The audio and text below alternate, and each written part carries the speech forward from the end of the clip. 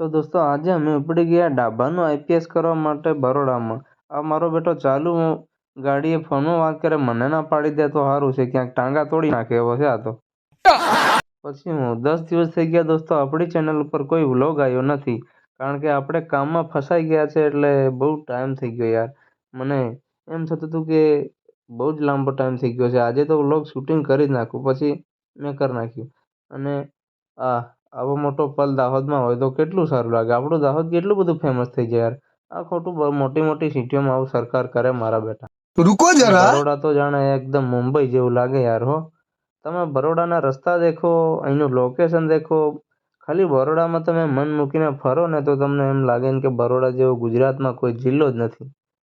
બહુ મજા આવી યાર. અમે બહુ લાંબો રસ્તો ગયા, લગભગ અમને 1.5 કલાક જેવો રસ્તો થયો. રસ્તામાં વાતો કરતા કરતા ગયા અમે તો. મજા આવી ગઈ યાર. અને આ તો આજની વાત નહીં, બરોડામાં કાયમિક ફરીએ તો બહુ મજા આવે છે. લગભગ ગુજરાતમાં ટોપ લેવલ તો બરોડા જ હોઈ શકે એવું મારું માનવું છે. પછી તમે કદાચ બીજા જિલ્લામાં ગયા હોય અને ત્યાં તમને મજા આવી હોય તો ઠીક છે. બાકી બરોડામાં જે લોકો કામ કરે છે એ બીજા જિલ્લામાં જ નથી જતા. બીજા જિલ્લામાં જઈને આવે છે તો પાછા બરોડામાં જ, કારણ કે બરોડામાં એટલી જન્નત છે. આ ઢાબા પર આપણે આઈપીએસ કરવાનું છે. અને હું પછી સીધો પહોંચી ગયો ઢાબા. ના, આ ઢાબા પર તો આપણે કાલે કરી નાખ્યું છે યાર. આજે તો ખાલી અહીંથી આપણે તગારું, પાવડો, લેલું મસ્ટર્ડ એ લેવાનું છે. એટલે હું ઉપર ગયો એટલે કમલેશભાઈ ત્યાં કાલે આઈપીએસ કર્યું એમાં હાથ મારતા હતા. આખી નાઇટ થઈ ગઈ તોય હજી સુકાતું નથી. બિચારાએ આખી નાઇટ કામ કર્યું છે તોય હજી ફિનિશ થયું નહીં, કારણ કે વરસાદ બહુ હેરાન કરે છે યાર. અત્યારે ચોમાસામાં આવું કામ કરાય જ નહીં યાર, આ ઉનાળામાં કરાય. અહીંથી કરતા જઈને અમે સીધા આખું ડાબુ કરતા જઈને અહીં આવ્યા. આ ભાઈ હાથ મારવા માટે અહીં હતા પણ નથી સુકાયું. પછી મેં મસ્ટર્ડ લઈ લીધું, લેલું લઈ લીધું અને 2 તગારા અને પાવડો લઈ લીધો, કારણ કે આપણે જવાનું છે બીજી સાઈડ પર કામ કરવા માટે. અહીંનું કામ તો આપણે કાલે કરી નાખ્યું. તો પછી બીજી સાઈડ પર જઈને હું ચડી ગયો ઢાબા પર. ત્યાં જોયું તો રેતી કપચી ઉપર ચડાવેલી હતી, આપણે ખાલી માલ કાપીને કામ જ કરવાનું હતું. એટલે પછી મજૂરો લગભગ 7-8 જેવા અમે હતા. તો પછી ઉપર સિમેન્ટ ચડાવી દીધો. અને આ બૈરીઓ તો સિમેન્ટ નથી ઉચકતા યાર. સિમેન્ટ ઉચકાડીને મારા મોર દુખી ગયા.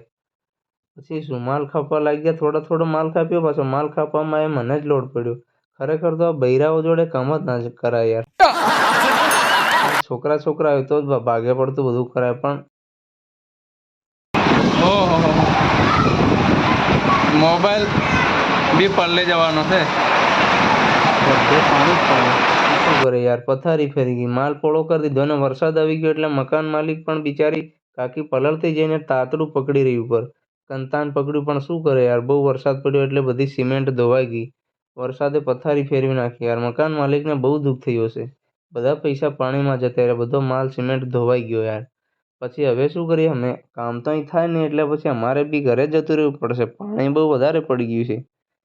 પછી અમે બાઇક લઈને ઉપડી ગયા સીધા રૂમ પર, અને બીજા લોકો રિક્ષામાં ઉપડી ગયા, કારણ કે વરસાદે તો બધું ધોઈ નાખ્યું છે. હવે શું કરીશું, અહીંયા રહીને ઘરે જવું પડશે.